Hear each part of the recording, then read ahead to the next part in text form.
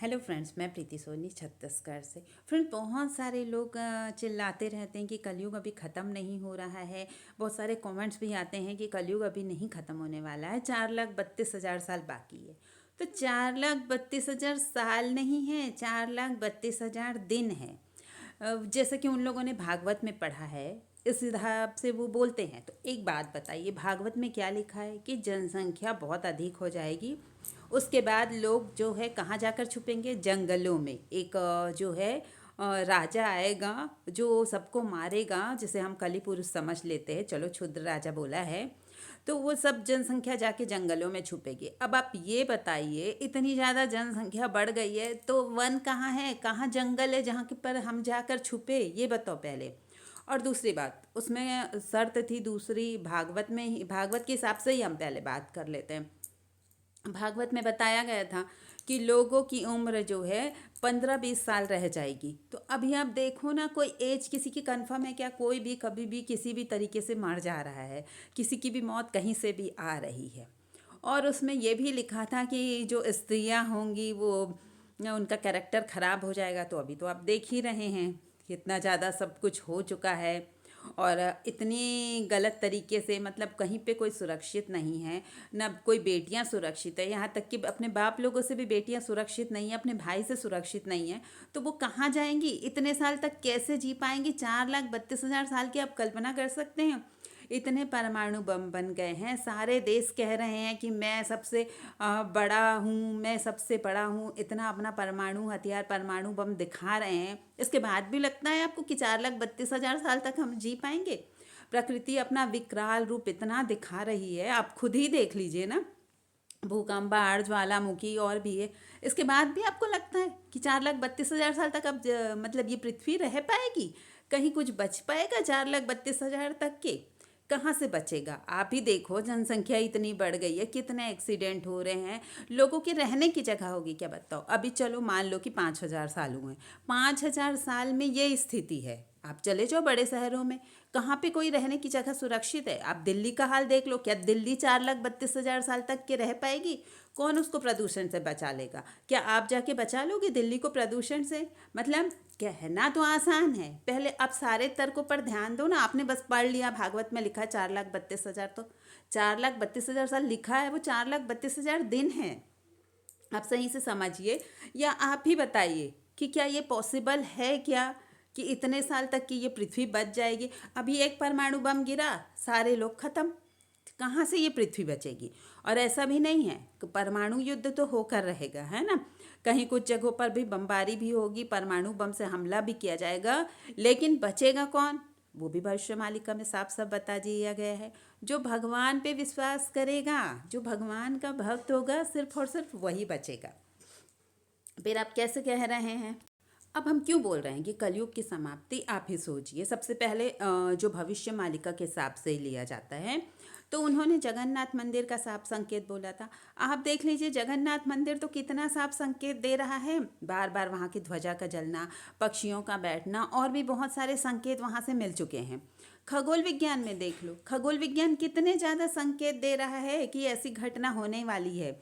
और जगन्नाथ मंदिर के साथ साथ बहुत सारे मंदिर है विश्व में जो ये संकेत दे रहे हैं कि बस अब कुछ ही दिन है, कुछ भी उटपटांग के काम हो जा रहे हैं किसी भी मंदिरों में। ग्रह नक्षत्र देख लो, ऐसा 2025 में ऐसा योग बन रहा है जो इससे पहले कभी नहीं बना। कितने बार ग्रह नक्षत्र अपनी जगह बार बार चेंज कर रहे हैं।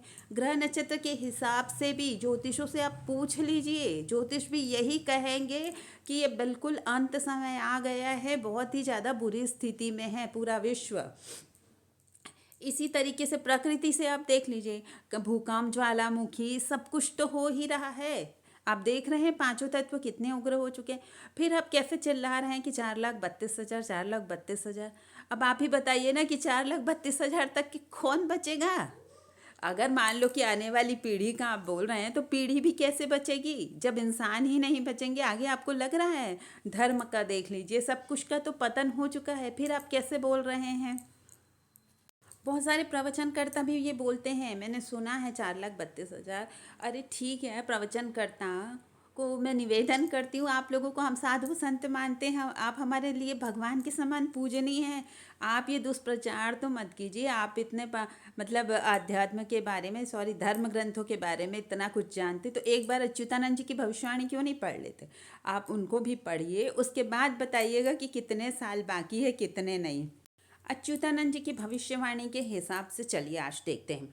उन्होंने कहा है कि तीसरा विश्व युद्ध होगा, तो आप देख लीजिए तीसरे विश्व युद्ध की स्थिति जो है 2025 से बननी शुरू हो जाएगी, ऐसा उन्होंने साफ साफ कहा है। तो आप देख लीजिए 2025 में तो ऐसी स्थिति बनी रही है।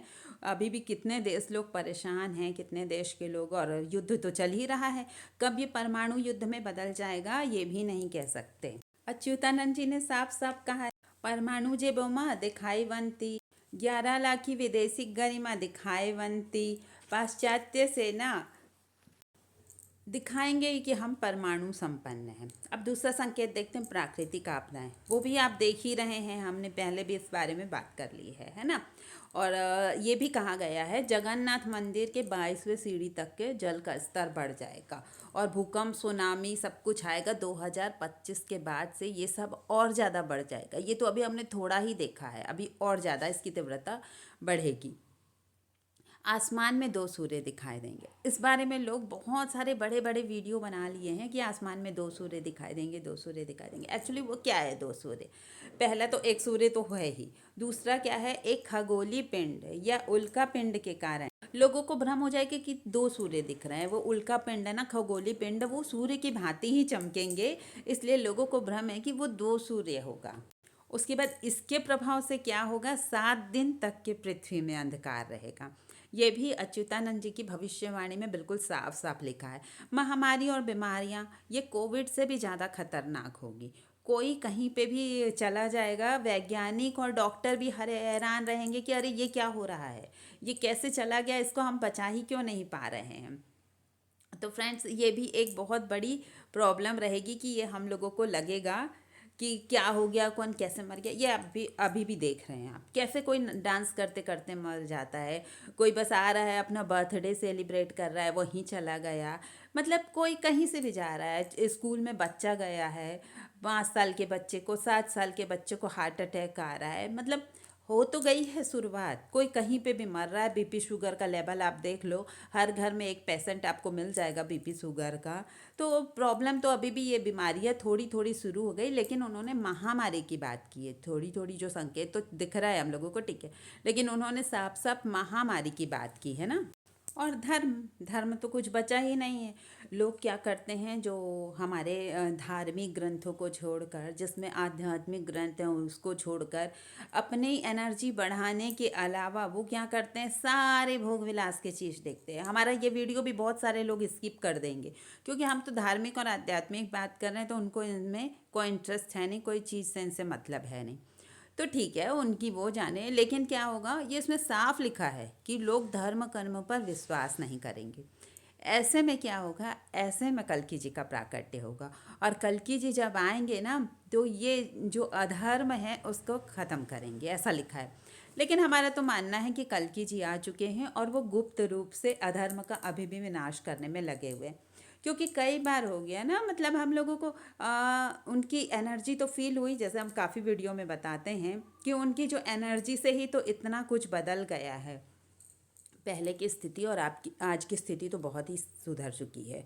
मतलब पहले तो लोग और भी धर्म को मानते नहीं थे। हम जब कल्कि जी की बात करते थे ना, 5 साल पहले, कोरोना के पहले ही बता दिया था कि एक महामारी आएगी हमारे गुरु ने, और कल्कि जी भी आएंगे। तो मैंने एक वीडियो भी डाला था, लेकिन उस समय लोग क्या है, मजाक उड़ा देते थे। हमारी फैमिली वालों को भी उसको फॉरवर्ड करने में डर लगता था, सब समझाने बैठ जाते थे कि ऐसा नहीं है बेटा, ऐसा कुछ नहीं होने वाला है। अब उन लोगों को भी समझ आ रहा है कि ऐसा ही होने वाला है। हम तब भी सही थे, हमारे गुरुजी तब भी सही थे। तो ऐसे बहुत सारे बातें हैं जिससे एकदम साफ क्लियर हो जाता है कि बस कलयुग खत्म होने वाला है। अब आप अभी नहीं समझेंगे तो और कब समझेंगे? और जो नहीं समझेगा ना, जो तर्की होगा वो तो नहीं समझेगा। जो ज्ञान मार्ग पे है, जो तर्क वितर्क ज़्यादा करता है, क्योंकि ज्ञान मार्ग वाले लोग कोई भी चीज़ को बिना तर्क के नहीं समझते। तो वो तर्क वितर्क करने वाले उनका वो जाने, ज्ञान मार्ग पे कितना चलेंगे वो जाने। ये तो अभी भक्तों की दुनिया है। जो भक्ति करेगा, प्रभु का नाम लेगा, सिर्फ वही और वही बचेगा।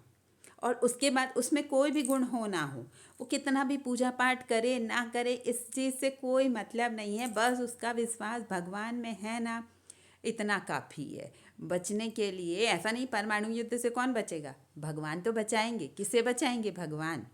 जो भक्ति करेगा, जो सत्य न्याय पर चलेगा।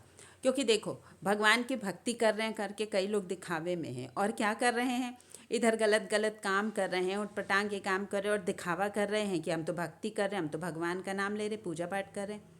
तो ठीक है, इंसानों को उल्लू बनाया जा सकता है, भगवान तो अंतर्यामी है, भगवान तो सब देख रहे हैं। आप किसे सब ये दिखावा कर रहे हैं, किसको दिखाना चाहते हैं।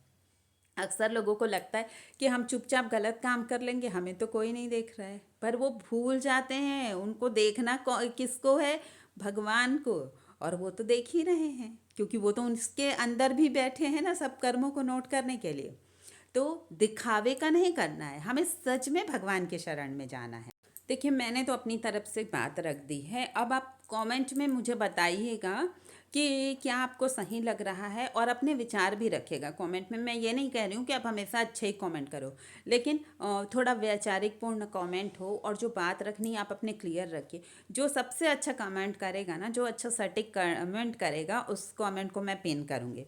और जो नए लोग आए हैं वो हमारे चैनल को सब्सक्राइब कर दीजिए, ताकि आपको भी आगे क्या हो रहा है क्या नहीं हो रहा है सब पता चलेगा, कल्कि जी के बारे में जानने का मौका मिलेगा। और हम तो ऐसे आध्यात्मिक वीडियो बनाते हैं, और जिसे हंसी मजाक या कॉमेडी चाहिए या उटपटांग के वीडियो देखने हैं, तो वो तो फिर हमारी वीडियो पे आपको ये सब नहीं मिलेगा। हमारा चैनल तो बस ऐसा ही वीडियो बनाएगा। तो आप अपनी राय ज़रूर रखिएगा, ज़रूर मुझे बताइएगा कि क्या सही है क्या गलत। और आपके मन में ये भी आता है कि मुझे इस सब्जेक्ट में वीडियो बनाना चाहिए, तो आप कमेंट करके बताइएगा। मैं अपनी तरफ से कोशिश करूँगी कि उस सब्जेक्ट पे भी मैं वीडियो बनाऊँ। Thank you friends.